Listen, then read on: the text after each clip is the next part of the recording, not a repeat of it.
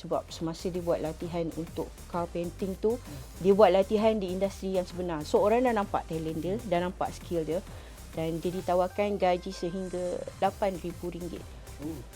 Lepasan, itu bukan diploma tu lepasan sijil. IKM, Institut Kemahiran Mara. Menarik kan? Semuanya dalam Senang Faham minggu ini.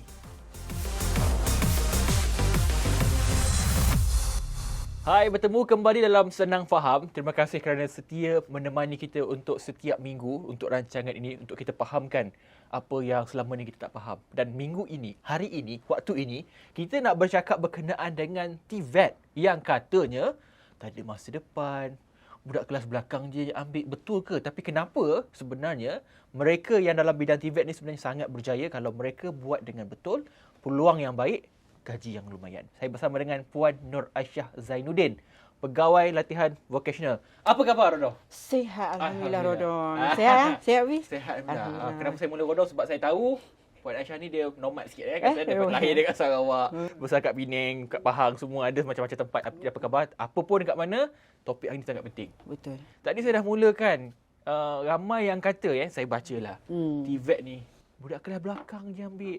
Nampak tak cemerlang je, aku ambil kemahiran. Tapi sebenarnya, saya rasa itu satu salah faham yang perlu dibetulkan, Puan. Betul. Itu adalah satu salah faham yang sangat besar sebenarnya. Okey.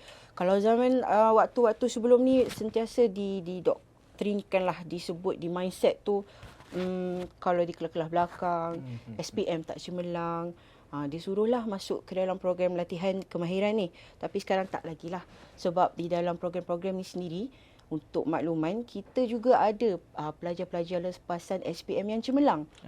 Tapi dia minat kemahiran? Dia minat kemahiran. Macam saya di Kolej Kemahiran Tinggi Mara, Petaling Jaya, pelajar-pelajar yang masuk di KKT MPJ ni, ada juga yang SPM dia sehingga 7A. 7A. Hebat. Pilih program Diploma Elektronik Engineering Internet of Things di KKT MPJ. Belum IoT. lagi di pusat-pusat lain. 7A tu kira cemerlang lah. Selalu kalau 7A ni kan hantar matrikulasi lah. Ya, betul. Asasi. Dia ada peluang-peluang lain. Bila kita tanya kan, dia ada peluang-peluang lain yang tawaran daripada pusat-pusat institusi lain. Tetapi dia memilih untuk mengambil program kita tawarkan. Bagi dia, sebab program di KTMPJ ni sekarang dia mengikut peredaran semasa IoT. Jadi dia nak explore bidang yang baru tu. Ni yang paling terkini lah, IoT tu. Ini yang paling terkini, IoT program. Internet of Things. Internet of Ini Things. berkaitan dengan AI juga ni. Ada, boleh direlatekan juga dengan AI. Tapi dia adalah satu sistem yang mana kita boleh mengawal dan memantau daripada jarak jauh lah. Aktiviti harian menjadi dimudahkan, industri punya proses pun dimudahkan. So itu IoT boleh bantulah. Okey, cantik Puan. Saya nak travel back time sikit kan. Kenapa dulu orang cakap macam ini kelas belakang, tapi sekarang saya lihat macam lebih terbuka, ibu bapa lebih terbuka nak hantar anak untuk dapatkan kemahiran. Ke ada yang saya tak nampak masa depan yang cerah untuk TVET ni sebenarnya? TVET sekarang dah bukan macam dulu lagi.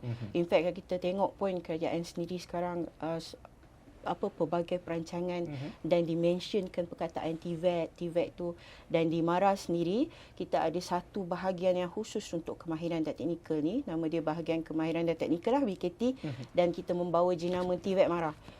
TVET Mara. Dan kita punya fokus ataupun kita punya aim adalah untuk menghasilkan graduan ataupun talent yang betul-betul boleh buat kerja hands on. Bukan sekadar boleh cerita je. Kita patut buat macam ni, patut buat macam ni. Tak, dia kurang bercakap. Tapi teoretikal perlu adalah. Tapi dalam masa sama, tangan kaki semua bergerak, cakap. Boleh melakukan pekerjaan dalam bidang masing-masing. Contoh yang paling demand sekarang, paling ramai permintaan. Yang paling banyak, bukan paling ramai, paling banyak permintaan. Paling banyak permintaan kita ada oil and gas ada, elektronik ada, kita ada dalam pembuatan, dalam otomotif. Jadi mudah kata kesemua bidang kemahiran tu menjadi demand sekarang lah. Yang penting dia perlu equip ataupun dipelengkapkan dengan skill yang mencukupi, yang mana bila dia masuk industri bekerja dah kurang waktu nak melatih tu, dah tak perlu dah. Jadi apa yang diajar di institusi pendidikan tu, pelajar dah well versed dah. Masuk-masuk boleh buat kerja dengan minimum supervision lah. Saya ada baca negara macam Jerman ataupun sebahagian negara Eropah ni, 60%, 70% memang student atau pelajar mereka ataupun anak muda mereka memang terlibat dalam TVET sebab gaji dekat sana sangat besar kalau kerja di bahagian kemahiran. Kalau dekat Malaysia, saya ada dengar juga cerita ni, mereka yang ada kemahiran dekat Malaysia ni sekarang memang buat duit. Betul. Oh, In selalu fact- bunyi betul tu. Betul. Banyak In sakit fact, tu. ada satu kisah lah yang daripada pelajar daripada lepasan institusi TVET Mara ni juga. Dia dalam bidang car painting, Okey, cat kereta. cat kereta. Dan pelajar ni dia masuk ke pertandingan World Skill. Kita ada satu pertandingan peringkat kebangsaan dan dibawa ke antarabangsa lah. Kalau ikut level tu dia macam level Olimpik lah untuk kemahiran ni kan. Oh, waktu tengah belajar tu. Waktu tengah belajar tu, World Skill tu dia masuk dan dia menang emas, tangan emas, okey, anugerah tangan emas. Dan sebelum dia habis belajar tu sendiri, dia dah dapat pelbagai tawaran kerja daripada syarikat-syarikat.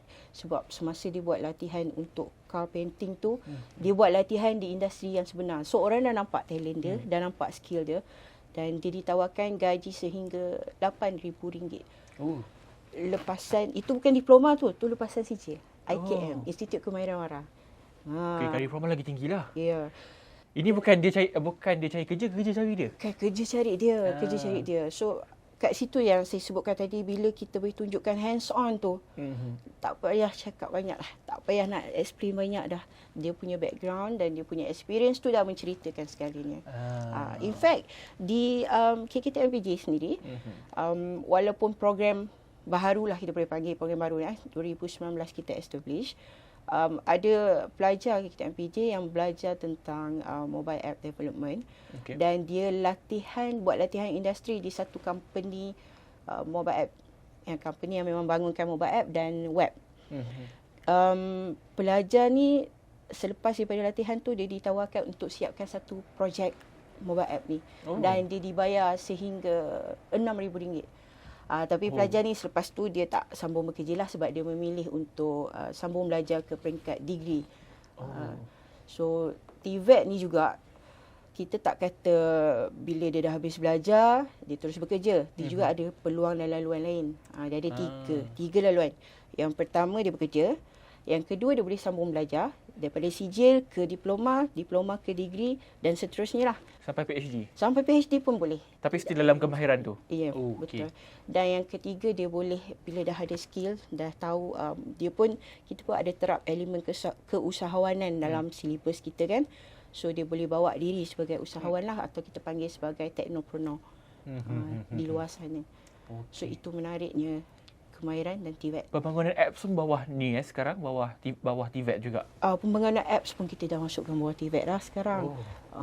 So dia kalau dia merupakan satu kursus yang ditawarkan di KKTMPJ lah, yang baru establish tadi tu. Yang baru establish tadi. Sebab kita nak mengikut trend semasa, teknologi sekarang, IR 4.0 and so on, IoT semua.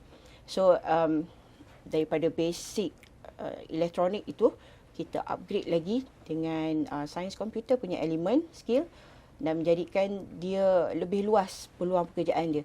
Sebab dia bukan saja boleh ke elektronik, dia juga boleh pergi ke bahagian sains komputer macam tadi, web development, database, mobile app, dan lain-lain lagi lah. Cabang dah makin luas. Tapi ramai juga yang overlook ataupun terlepas pandang sebenarnya penonton dekat rumah. Kos untuk belajar dalam bidang TVET ni sangat rendah sebenarnya. Berbanding kos belajar secara kat universiti, kos tinggi. 4-5 tahun belajar, kadang-kadang keluar tak dapat kerja. Betul. Ini ramai yang terlepas pandang ni, Puan. Okey. So saya cerita yang dari TVET Mara ni sendirilah. Di program diploma dan sijil ni, kita sebenarnya bawah yang BKT saya cakap tadi, kita ada 2 institusi main untuk 3 institusi utama untuk BKT ni. Institut Kemahiran Mara IKM, Kolej Kemahiran Tinggi Mara KKTM, dan juga Mara Japan Industrial Institute MJII. So untuk ketiga program ni, yuran pengajian ditanggung oleh Mara. Dapat allowance lagi kan? Dapat allowance lagi bulanan. Okey, so macam CJ RM200, diploma RM300 bulanan, dan syarat dia habiskan belajar saja.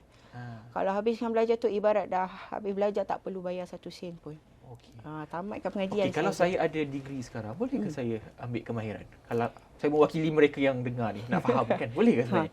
Kalau ada degree nak ambil Contoh kemahiran. kemahiran bangun apps tadi.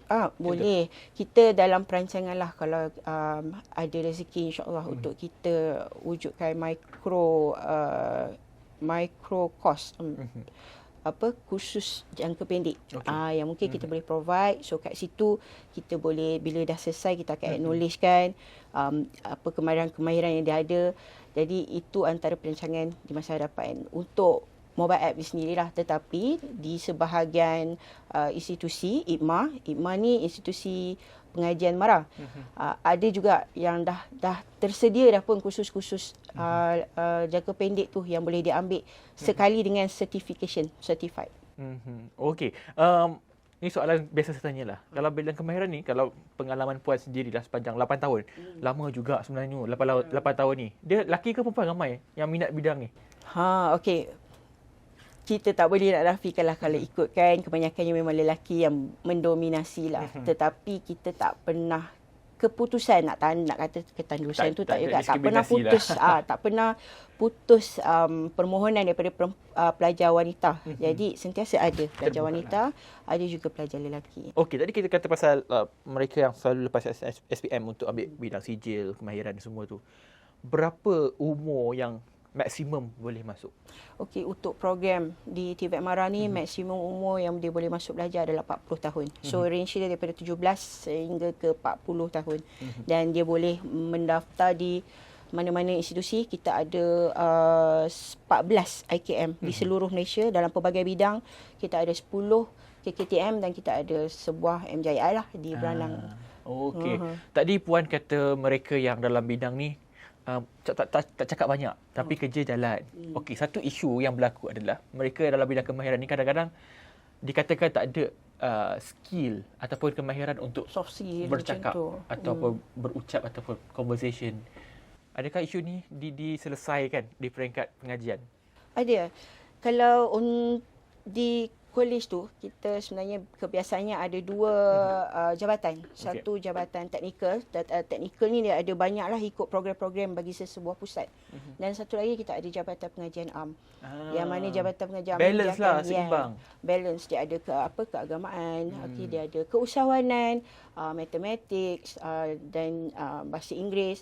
Jadi soft skill yang Hafiz sebut tadi tu, kita ada cater juga di dalam PDP. Kita nampak seimbang lah. Tak ada isu lah lepas ni. Okey. Baik Puan, last advice lah kepada ibu bapa lah terutamanya yang mungkin ragu-ragu lagi, masih tak faham lagi. Inilah peluang untuk Puan ajak ramai lagi. Katanya PJ paling sikit, paling comel pelajar dia. Mungkin boleh ramaikan lagi. Okey. Saya mengalu-alukan, saya menyeru kepada ibu bapa untuk consider, untuk mempertimbangkanlah untuk membuka ruang dan laluan TVET ni kepada anak-anak, dan tanpa mengira cemerlang atau tidak, sebab apabila mereka mula mendaftar di kolej, semua bermula sama. Semua bermula sama untuk mendapatkan CJ ataupun diploma. Jadi peluang yang ada ni jangan dilepaskan, dan bila dah mendaftar masuk tu dengan kemudahan-kemudahan yang kita sediakan, asrama, infrastruktur, fasiliti dan lain-lain lagi, boleh menjadikan mereka berubah daripada yang katanya macam tak ada masa depan. Katanya lah, kita tak bawa stigma tu. Betul. Merubah mereka menjadi seseorang yang berjaya, seperti contoh-contoh yang saya tunjukkan tadi. Saya sebutkan tadi. Saya rasa semua dah faham dan juga mula terbuka dengan platform kita beri kepada anda ini untuk anda faham berkenaan dengan masa depan TVET. Terima kasih Puan atas perkongsian. InsyaAllah kita jumpa lagi dan saya doakan ramai lagi pelajar Puan yang belajar dengan Puan. InsyaAllah. Terima kasih kepada anda yang menonton. Senang faham, make it short, make it sweet. Bye-bye.